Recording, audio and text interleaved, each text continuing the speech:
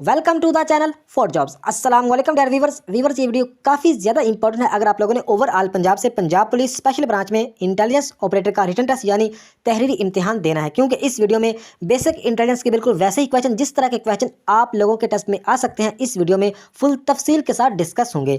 तो इससे पहले भी कुछ टॉपिक्स पर वीडियो अपलोडेड है, अगर वो आप लोगों ने नहीं देखी तो इस वीडियो की डिस्क्रिप्शन में उन वीडियोज़ का लिंक भी मौजूद है।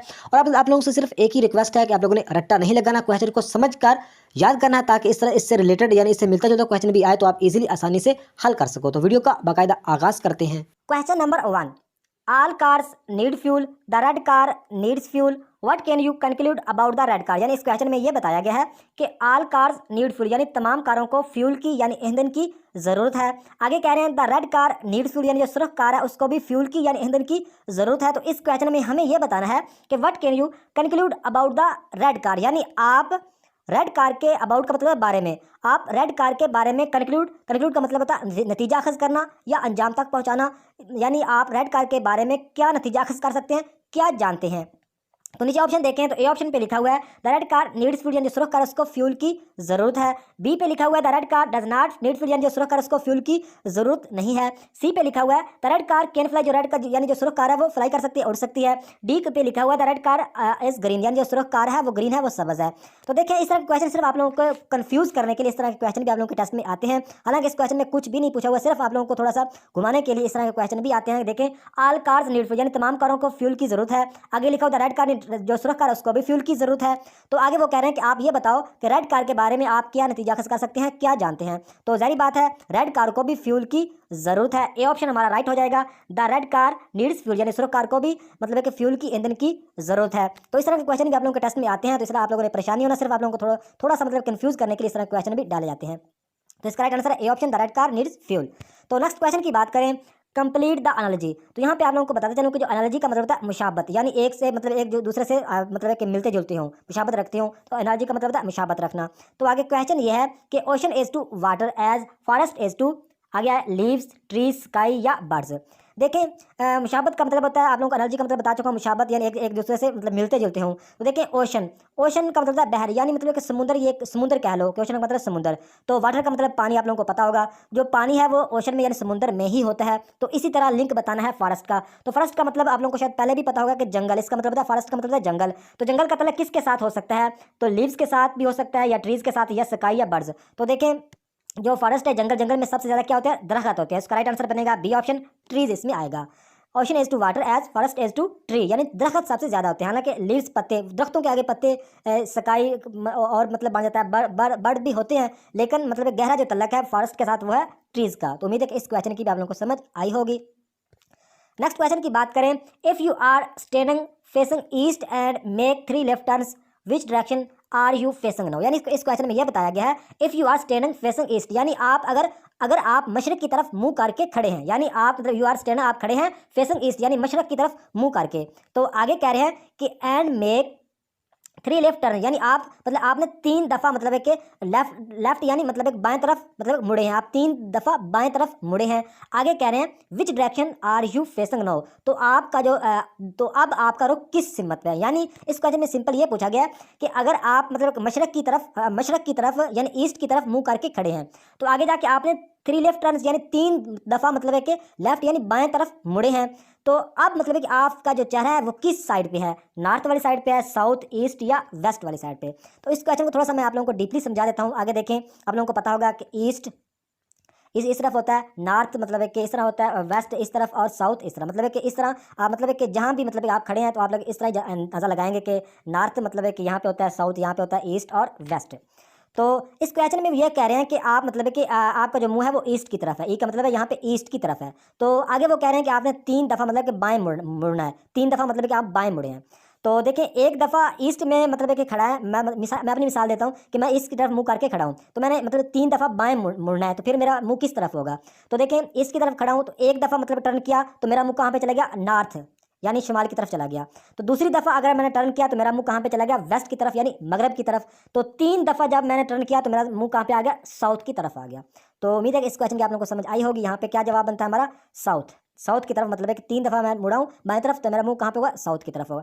तो इसी तरह ये मतलब है कि लेफ्ट भी, यहाँ पे लेफ्ट पूछा गया, किसी क्वेश्चन में वो राइट भी पूछ सकते हैं कि आप ईस्ट की तरफ खड़े हैं तो राइट की तरफ आप 2 दफ़ा मतलब मुड़े तो आपका चेहरा कहाँ पे होगा, तो आप मतलब उसका जवाब इस तरह अंदाज़ा लगा सकते हैं। क्योंकि इस ये पक्की बात है कि यहाँ पे नॉर्थ, साउथ, ईस्ट, वेस्ट, यहाँ पे आपने हाथ पाई लिख लें तो इसका अंदाज़ा आप इजीली लगा पाएंगे। उम्मीद है कि इस क्वेश्चन की वालों को समझ आई होगी। यहाँ पे हमारा जवाब बनता है साउथ की तरफ, मतलब है कि साउथ की तरफ मैं मुँह करके खड़ा हूँ।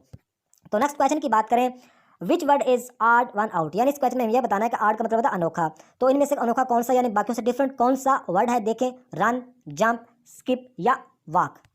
तो देखिए अगर मतलब रन को, जंप को या स्किप को देखो, ये आपस में मिलते जुलते हैं, यानी फिजिकल मतलब इसमें टच है, फिजिकल टच है, यानी रन ये भी फिजिकल टच है, इसमें भी जंप लगाना ये भी फिजिकल है, और स्किप का मतलब होता है छोड़ना में, यानी किसी चीज़ को पकड़ा हुआ है तभी उसको छोड़ेंगे ना, इसमें भी फिजिकल टच है। लेकिन यहाँ पे देखें जो वाक है, वाक का मतलब होता है चलना, रिलैक्स मतलब मूड में चलना, मतलब है कि आस्ते आस्ते चलना, तो इसमें जो हमारा राइट आंसर बनेगा वो बनेगा वाक। वाक मतलब हमारा बाकियों से आर्ड है, यानी डिफरेंट है, अनोखा है। तो उम्मीद है कि इस क्वेश्चन की भी आप लोगों को समझ आई होगी। नेक्स्ट क्वेश्चन की बात करें, ये सीरीज का क्वेश्चन है कि what will come next in the following series. देखें 7 को 2 में जमा किया और 1 में नफी किया, तो आगे इसका जवाब क्या आया, इसका आगे जवाब आ गया एच। इस क्वेश्चन को आप लोगों ने समझना है कि 7 को 2 से जमा किया और 2 में से 1 को नफी किया तो इसका जवाब कितना आया, एच आ गया। इसी तरह मतलब है कि 22 में 6 को जमा किया और 5 को माइनस किया तो इसका जवाब कितना आया, डब्ल्यू आ गया। आगे देखें 11 में 6 को जमा किया और 2 को नफी किया, इसका जवाब कितना आएगा हमें इस क्वेश्चन में बताना है। तो सबसे पहले आप लोगों को बताता हूँ कि इसका ये हल करते हैं, आगे फिर आप लोगों को समझ आ जाएगी। देखें 7 में 2 को जमा किया, कितना बन गया, 9 बन गया। तो 9 में से 1 को अगर नफी किया तो जवाब कितना आता है, 8 आता है। तो 8 दफ़ा ए बी सी आप लोगों ने गिननी है, A B C D E F G H, मतलब 8वें नंबर पे क्या आता है, मतलब 8 दफ़ा गिने तो 8वें नंबर पे एच आता है। इसी तरह उन्होंने बनाया है, तो इस तरह मतलब है कि इसको हम स्किप करेंगे, आगे जाके हम जवाब ढूंढते हैं डायरेक्टली। तो देखें 11 में अगर 6 को जमा किया तो कितना बनता है, 11 में अगर 6 को जमा करें तो 6 1 7 और 17 बनता है। 17 में से आगे इस 2 को माइनस करना है, 17 में से 2 को माइनस किया तो कितना बन गया, पीछे रह गया 15 रह गया। तो क्या करेंगे हम 15 तक ए बी सी गिनेंगे, A B C D E F G H I J K L M N O, तो इसका राइट आंसर बनता है ओ। सी ऑप्शन हमारा राइट आंसर होगा, ओ इसका राइट आंसर आता है। तो उम्मीद है कि इस क्वेश्चन की भी आप लोगों को समझ आई होगी। नेक्स्ट क्वेश्चन की बात करें, इस क्वेश्चन को समझिएगा कि 12 men work 8 hours a day to complete a piece of work in 10 days to complete the same work in 8 days working 15 hours a day the number of men required is। यानी इस question में ये कह रहे हैं कि अगर 12 मतलब है कि मैं 12 आदमी हूँ तो 8 घंटे वो काम करें एक दिन में, तो वो मतलब है कि काम को कंप्लीट करते हैं कितने दिनों में, 10 दिनों में कंप्लीट करते हैं। यानी 12 आदमी हूँ, अगर वो एक दिन में 8 घंटे काम करें तो वो 10 दिनों में वो काम मुकम्मल करते हैं।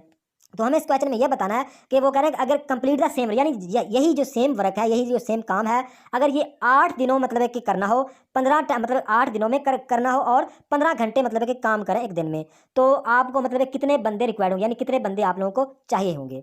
तो देखें इस तरह का अगर कोई भी क्वेश्चन आता है तो आप लोग सिंपल तरीके से हल करेंगे। लेकिन देख लें कि इसी तरीके इसमें 2-3 तरह के क्वेश्चन होते हैं, दो तीन तरह के। लेकिन अगर सेम इसी तरह के मतलब इसमें कीमतें आगे पीछे करके मतलब पूछते हैं, लेकिन सेम इसमें पैटर्न यही हो। इसमें देखें जो आवर हैं वो क्या, वो बढ़ रहे हैं और जो डेज हैं वो कम हो रहे हैं। यानी पीछे देखें 10 दिनों में पहले काम हो रहा था, अब वो कह रहे हैं कि 8 दिनों में काम होगा, लेकिन क्या होगा 15 घंटे मतलब 15 आवर होगा एक दिन में, पहले हो रहा था 8 आवर। यानी इसमें क्या हो रहा है कि दिन इसमें कम हो रहे हैं और जो आवर यानी जो घंटे हैं, जो टाइम है वो बढ़ रहा है। अगर इस तरह की कोई भी कंडीशन होगी तो आप लोग सिंपल तरीके से इस तरह के क्वेश्चन को हल करेंगे। आप 12 को 8 से ज़रब करेंगे और 8 को 10 से ज़रब करेंगे। सिंपल मतलब है कि इसको ज़रब करेंगे, इसका जवाब आता है 960, मेरे ख्याल में इसका जवाब आएगा। तो ये मतलब है कि पहले 12 8 आवर और 10 डेज को सिर्फ मैं आप लोगों को मैं ट्रिक बता रहा हूँ, यानी कि आसान से आसान तरीका। 12 को 8 से ज़रब करना है, 8 को 10 से ज़रब करना है, इसका जवाब आएगा 960। तो आगे क्या होगा, आगे कह रहे हैं कि 8 को मतलब है कि 8 दिन में मतलब है कि काम करें तो 8 दिन में काम करें, 15 घंटे एक दिन में काम करें तो कितने आदमी चाहिए होंगे। तो यहाँ पे आप लोगों ने क्या करना है, 15 को 8 से फिर ज़रब करना है, तो इसका जवाब आएगा 120। पहले आया था 960, तो क्या करेंगे हम 960 को 160 के साथ तकसीम कर देंगे, तो इसका राइट आंसर क्या आएगा, इसका राइट आंसर आएगा 8। यानी सिंपल तरीका ये है कि इस तरह का अगर क्वेश्चन हो, इस तरह की कंडीशन हो, तो 12 को 8 से 8 को 10 से ज़रब किया तो 960 आ गया, 960 को 8 को 15 से ज़रब किया तो इसका जवाब आया 120। तो इसको आपस में तकसीम करके इसका राइट आंसर आएगा 8। उम्मीद है कि इस क्वेश्चन की भी आप लोगों को समझ आई होगी। तो नेक्स्ट क्वेश्चन की बात करें, Raza ranked 9th from the top and 38 from the bottom in a class. आगे कह रहे हैं how many students are there in class. यानी इस क्वेश्चन में ये कह रहे हैं कि वो एक लड़के का नाम है रज़ा, तो जो रैंक में उसका नंबर कितना है, 9वां, यानी टॉप साइड पे, यानी ऊपर वाली साइड से उसका नंबर है, यानी एक क्लास है, ये समझ लें कि एक क्लास है। तो एक क्लास में रज़ा का जो नंबर है, जो रैंक है, वो 9th यानी 9वें नंबर पर है टॉप से, यानी ऊपर से नीचे की तरफ वो क्लास मतलब है कि तरतीब आ रही है। तो टॉप से मतलब है कि टॉप से नीचे की तरफ उसका 9वां यानी 9वां नंबर है। आगे कहने हैं कि एंड 38 फ्रॉम द बॉटम, यानी नीचे से, बॉटम का मतलब होता है नीचे, यानी नीचे वाला हिस्सा, तो नीचे से ऊपर की तरफ उसका 38 यानी 38वां नंबर है। सिंपल इस क्वेश्चन में ये बताता हूँ आप लोगों को कि देखें वो टॉप से उसका नंबर कितना है, 9वां नंबर है, और नीचे से ऊपर यानी बॉटम से ऊपर उसका नंबर कितना है, 38 यानी 38वां नंबर है। तो हमें इस क्वेश्चन में ये बताना है कि how many students are there in class, यानी क्लास में टोटल कितने स्टूडेंट्स हैं। रज़ा का जो टॉप से नंबर है वो है 9वां, यानी 9वां नंबर है, लेकिन मतलब है कि उससे पीछे कितने हैं, 8 हैं। सिंपल इस क्वेश्चन को सिंपल तरीके से हल करेंगे, यानी उसका 9वां नंबर है रैंक में, लेकिन वो 9वें नंबर पर है, उससे पीछे मतलब कितने हैं, 8 हैं। तो यहाँ ये 8 आप लोगों ने याद रखना है। आगे कह रहे हैं कि 38 फ्रॉम द बॉटम, यानी नीचे से ऊपर वो 38 नंबर पर है, यानी 38वें नंबर पर है, 38वें नंबर पर है। तो 38वें नंबर पर तो वो है, लेकिन हम क्या कितने गिनेंगे, 37 और पहले कितने थे, 8। 37 में से ऐसे 8 को अगर जमा किया जाए तो 37 और 8 कितने बनते हैं, ये मेरे ख्याल में 45 बनते हैं। तो कितने बनते हैं, 45, और एक मतलब है कि रज़ा को गिन लेते हैं, 45 में एक जमा करेंगे कितना बनेगा, 46 बनेगा। तो यही हमारा राइट आंसर, बी ऑप्शन हमारा राइट हो जाएगा। नेक्स्ट क्वेश्चन है morning is to breakfast as night is to. ये क्वेश्चन काफ़ी इजी है। वो कह रहे हैं कि जो मॉर्निंग का तल्लक है वो है ब्रेकफास्ट के साथ, और जो नाइट का तल्लक किसके साथ हो सकता है। तो मॉर्निंग सुबह को कहते हैं और ब्रेकफास्ट सुबह के नाश्ते को कहते हैं। तो नाइट रात को, तो नाइट का जो मतलब है कि खाना होता है उसको हम क्या बोलते हैं, डिनर कहते हैं। तो सी ऑप्शन हमारा राइट हो जाएगा, डिनर। तो नेक्स्ट क्वेश्चन है which one is different from the rest. आगे कह रहे हैं रेड, ब्लू, ग्रीन, येलो। देखने में तो ये सारे ही कलर हैं, यानी रेड भी कलर है, ब्लू भी कलर है, ग्रीन भी, येलो भी, लेकिन एक इसमें डिफरेंट है, वो कौन सा है वो हमें इस क्वेश्चन में बताना है। तो देखें इसमें जो रेड की बात करें, ब्लू की बात करें और येलो की बात करें, ये सारे क्या हैं, ये प्राइमरी कलर हैं। ये क्या है, प्राइमरी कलर है। तो इसमें जो ग्रीन है ये प्राइमरी कलर नहीं है, यही हमारा राइट आंसर हो जाएगा, सी ऑप्शन। ग्रीन हमारा प्राइमरी कलर नहीं है। जो रेड है, जो ब्लू है, जो येलो है, ये क्या है, ये ग्रीन नंबर है, ये मतलब प्राइमरी नंबर है। रेड, ब्लू एंड येलो ये क्या है, ये प्राइमरी नंबर है, ये ग्रीन है, ये मतलब है कि प्राइमरी नंबर नहीं है। यही हमारा राइट आंसर हो जाएगा। उम्मीद है कि इस क्वेश्चन की आप लोगों को समझ आई होगी। इसका right answer C option, green. Next question है रीअरेंज द मीनिंग KISTANPA। तो रीअरेंज का मतलब होता है कि इससे एक मतलब एक लफ्ज़ बनता है, एक वर्ड बनता है, वो क्या कौन सा बनता है। नीचे ऑप्शन में कंट्री, कैपिटल, सिटी या नन। तो देखिए आप लोगों को बता देता हूँ कि PA यहाँ पे लिखते हैं PA, आगे KISTAN, यानी आप लोगों को पता चल गया होगा इसका बनता है पाकिस्तान। तो नीचे ऑप्शन दिया हुआ है कंट्री, कैपिटल, सिटी या नन। तो आप मतलब है कि अगर इसको इस तरह क्वेश्चन को सोचेंगे नहीं, सिंपल आप डायरेक्ट जवाब लगाएंगे तो आप नन पर जवाब लगा देंगे, जो कि गलत होगा, क्योंकि इसका नन जवाब नहीं आता। तो आप लोगों ने ऑप्शन को भी देखना होता है कि यहाँ पे पाकिस्तान तो बन रहा है, पाकिस्तान अगर ऑप्शन में नहीं है, नन है, तो आप नन पे टिक नहीं लगाएंगे। उससे पहले आप तो थोड़ा सा सोचेंगे। क्या सोचना है कि ऑप्शन में देखें कंट्री, कैपिटल या सिटी, यानी उन्होंने पूछा हुआ है कि ये जो मतलब है कि ये जो वर्ड है इसका मीनिंग मतलब है किसके साथ अटैच हो सकता है, कंट्री के साथ, कैपिटल या सिटी। ऑप्शन में आपने देखना है। अगर ऑप्शन में ये होता कि यहाँ पे मतलब है कि सारी कंट्री के नाम लिखे थे, यानी कोई इंडिया, अफगानिस्तान, चाइना या ईरान, सारी कंट्रियों के नाम होते, तो फिर अगर पाकिस्तान का नाम ना होता तो वहाँ फिर नन पर ही लगाते। लेकिन इसमें कंट्री किसी का भी नाम नहीं है, तो लिहाजा इसका मतलब बनता है पाकिस्तान। तो पाकिस्तान क्या है, एक कंट्री है, ना कि इसका जवाब नन आएगा। ये आप लोगों ने याद रखना है। इसका जवाब क्या आएगा, कंट्री आएगा, क्योंकि ये पाकिस्तान क्या है, एक कंट्री है, एक मुल्क है। नेक्स्ट क्वेश्चन है the price of 3 dozen eggs is 288, how many eggs will be purchased in amount of 360। यानी इस क्वेश्चन में सिंपल ये कह रहे हैं कि जो 3 दर्जन मतलब एक एग्स हैं यानी अंडे हैं, उनकी जो कीमत है वो है 288 रुपये। तो वो कह रहे हैं कि 360 रुपये में आप कितने अंडे परचेज करेंगे, यानी कितने अंडे 360 रुपये में आएंगे। नीचे ऑप्शन है 45, 120, 150 या नन। तो देखें 3 दर्जन, यानी एक दर्जन में 12 मतलब है कि चाहे केले हों चाहे एग्स हों, दर्जन में कोई भी चीज़ होती है वो उसमें कितने होते हैं, 12 होते हैं। तो यहाँ पे 3 दर्जन है, तो 3 दर्जन में कितने होंगे, 12 या 36, यानी 36 हमारे पास एग्स हैं। तो वो कितने क्या हैं, 288 रुपये। तो हम क्या करेंगे, 36 को 288 के साथ तकसीम करेंगे, उसका जो जवाब आएगा उसका लिंक होगा 360 में, उसके जवाब के हिसाब से आप ज़्यादा लगाएंगे कि कितने अंडे 360 रुपये पे हम खरीद सकते हैं। तो इसका जवाब आप मुझे कमेंट में बताएंगे, ताकि आप लोगों की भी प्रैक्टिस हो जाएगी कि आपने सिंपल क्या करना है, 36 को 288 के साथ तकसीम करना है, उसका जो जवाब आएगा उसको आपने ज़रब करना है उतने से जितने वो 360 के मतलब कि एग्स आ जाए यानी अंडे आ जाए। 45 आते हैं, 120 या 150, या मुझे कमेंट में लाजिम बताइएगा ताकि आप लोगों की प्रैक्टिस भी साथ साथ होती रहे। नेक्स्ट क्वेश्चन है the next term is in the series, यानी ये भी सीरीज का क्वेश्चन है। देखें 3C यानी 3C 5E 7G 9I और 11K, तो आगे क्या आएगा? 12M आएगा या 13M आएगा या मतलब 13N आएगा या 14M आएगा। तो देखें इन्होंने कॉम्बिनेशन किस तरह बनाया है कि 3 ABC, तो मतलब है कि अगर अल्फ़ाबेट को मतलब 3 दफ़ा गिना जाए तो 3 नंबर पे क्या आता है? C आता है, तो 3C का उन्होंने एक ग्रुप बना दिया। इसी तरह 5 नंबर पर E आता है तो 5E का उन्होंने ग्रुप बना दिया। इसी तरह 7 नंबर पर G आता है तो 7 और G का उन्होंने ग्रुप बना दिया। इसी तरह 9 जगह पर गिने ABCDEFGHI, यानी 9 नंबर पर क्या आता है? I आता है, तो 9 और I का उन्होंने ग्रुप बना दिया। इसी तरह उन्होंने 11K का ग्रुप बनाया, तो आगे भी इस तरह ग्रुप बनेगा। तो इसमें क्या सीरीज़ है?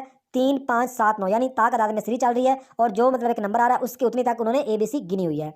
तो यहाँ पे 11 है, तो 11 के बाद जो ताक अदाद में आएगा वो क्या आएगा? वो आएगा 13, ये तो पक्की बात है। तो 13 तक हम ABC गिनेंगे तो हमारा राइट आंसर आ जाएगा। तो 13 तक ABC गिनते हैं, ABCDEFGHIJKLM, तो इसमें मेरे ख्याल में M आ रहा है, तो ये बी ऑप्शन हमारा राइट आंसर बनता है। तो इसको आप भी मतलब है कि इसको हल करिएगा ताकि आप लोगों की भी प्रैक्टिस हो जाए। इसका बी ऑप्शन राइट है।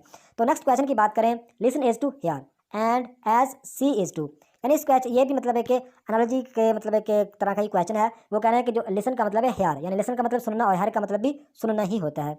तो आगे वो कह रहे हैं कि सी का क्या मतलब हो सकता है? नीचे ऑप्शन है सा, लुक, वाच या नन। तो देखें सी का मतलब होता है देखना, तो सा का मतलब भी इसी तरह का होता है, देखा हुआ या देखा गया या देखा। लुक का मतलब भी देखना होता है, वाच का या वाचन का मतलब भी देख लिया वगैरह इस तरह का ही होता है, या वाच का मतलब घड़ी भी होता है। तो एग्जैक्ट हमने बताना है कि सी का मतलब देखना, तो इसका एग्जैक्ट है लुक, लुक का मतलब भी देखना होता है। ये इसके साथ बिल्कुल 100% मैच कर रहा है, यही हमारा राइट आंसर हो जाएगा। B option is right. Next question है dog is to bitch and horse is to, तो इस क्वेश्चन में ये पूछा गया है कि डॉग का तल्लक है बिच के साथ, तो हॉर्स का तल्लक किसके साथ हो सकता है? तो देखें डॉग का मतलब कुत्ता और बिच का मतलब कुतिया, यानी जो डॉग की फीमेल है वो कुतिया कहलाती है, बिच उसको कहते हैं बिच, कुतिया। तो हॉर्स में ना घोड़ा, तो हॉर्स की जो फीमेल है वो क्या है? वो मेयर यानी घोड़ी। तो ये ऑप्शन हमारा राइट हो जाएगा। तो नेक्स्ट क्वेश्चन को देखें, काफ़ी आसान क्वेश्चन है कि 1.8 मल्टीप्लाई 1.5, तो इसको ज़रब करना है, तो इसका जवाब कितना आएगा? इसका जवाब मेरे ख्याल में 27 आता है, 27, तो 27 ऑप्शन में नहीं है, तो इसका जवाब नन हो जाएगा। तो इसको अगर आप ज़रा आप लोगों को करना नहीं आता तो मैं आप लोग सिंपल आप थोड़ा सा बता देता हूँ ताकि आप लोग को कंफ्यूज ना हो कि सर ने इस क्वेश्चन को हल नहीं किया। 8 को अगर 5 ज़रब करें तो 8 5 40, यहाँ पे कितना आएगा? 4 आ जाएगा। 5 अगर 5 और 4 90, तो यहाँ पे 90 आ गया। तो यहाँ पे हम एक ज़रब लगाएंगे, ज़रब का निशान लगाएंगे, 8 8 एकम 8 और आगे क्या? 1 एकम 1, तो इसका जवाब कितना आता है? 0 आता है। 8 और 9, 8 और 16 एक 17, यहाँ पे 17 7 आएगा, एक हासिल 1 1 2 यानी 270। तो यहाँ पे एक दर्जे पे हम इशारे लगा देंगे, पीछे कितना बचेगा? 27 बच जाएगा। उम्मीद है कि इस क्वेश्चन की आप लोगों को समझ आई होगी। देखें the score made by 8 players is 192, what would be the average score made by 1 player, यानी इस क्वेश्चन में सिंपल ये पूछ रहे हैं कि जो स्कोर मतलब है कि 8 प्लेयरों ने स्कोर बनाया 192, 8 मतलब है कि खिलाड़ियों ने स्कोर कितना बनाया? 192। तो आगे जाके कह रहे हैं कि एवरेज स्कोर मतलब है कि कितना, मतलब एक प्लेयर ने एवरेज स्कोर कितना बनाया है? तो सिंपल है, कुछ भी नहीं करना, 192 को मतलब 8 के साथ तकसीम करना है, तो उसका राइट आंसर आ जाएगा। इसका राइट आंसर मेरे ख्याल में 24 आता है, 24, यानी 8 को 192 के साथ तकसीम करेंगे तो उसकी एवरेज निकल आएगी। काफ़ी ये भी आसान क्वेश्चन है। नेक्स्ट क्वेश्चन है if the plane is going at 90 kilometre per hour speed then it 35 minute how much distance will it cover, यानी इस क्वेश्चन को थोड़ा सा आप लोगों ने समझना है कि वो एक प्लेन है जो कि मतलब है कि सफ़र करता है या जाता है 90 किलोमीटर यानी 90 किलोमीटर फी घंटा की रफ्तार से, यानी 1 घंटे में 90 किलोमीटर का वो सफ़र करता है। तो इस क्वेश्चन में हमें यह बताना है कि 35 मिनट में वो कितना डिस्टेंस यानी कितना फासला कवर करेगा, कितना फासला तय करेगा।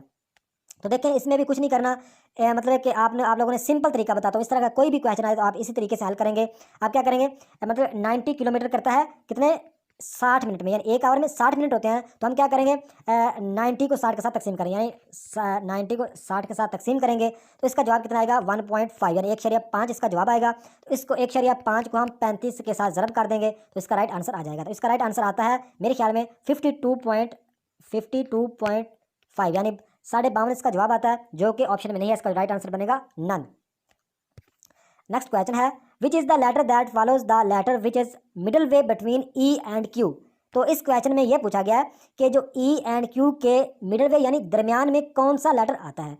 तो ये भी अगर मैं आप लोगों को यहाँ पे गिन के बताऊँ तो मतलब काफ़ी टाइम लग जाएगा। तो आप लोगों को तरीका बता देता हूँ। वो सिंपल कह रहे हैं कि ये मतलब एक जो अल्फ़ाबेट है ई एंड क्यू, इसके बीच में लेटर कौन सा आएगा। मिसाल के तौर पर अगर ये पूछा जाए कि ए और सी के बीच में कौन सा आता है, तो ए और सी के बीच में आता है, ए और सी के बीच में आता है बी।